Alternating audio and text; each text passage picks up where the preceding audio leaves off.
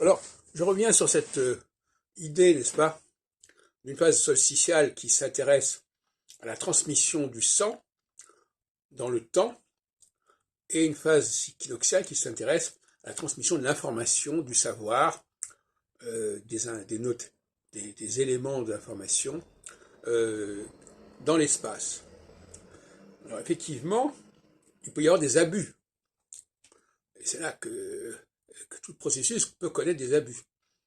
Par exemple, transmettre l'information, c'est bien, mais être dans la calomnie, dans la malveillance, dans la médisance et dans la diffamation, c'est un autre problème.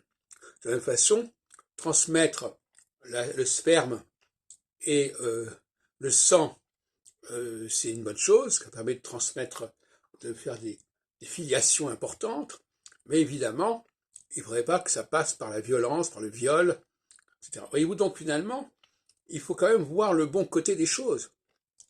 Derrière le viol, il y a l'idée de transmission du sang, de la race, et derrière le, la, la diffamation, si on veut, derrière les indiscrétions, les colportages, il y a cette idée de communication, de transmission de l'information.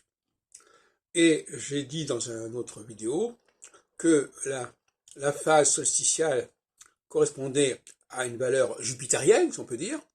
Et Jupiter, effectivement, est un dieu dont on raconte les histoires et les unions.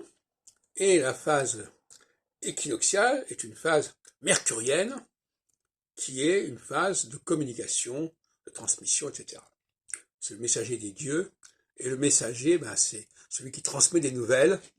C'est la bonne nouvelle, c'est celui qui dit ce qui s'est passé. Et c'est tout à fait mercurien.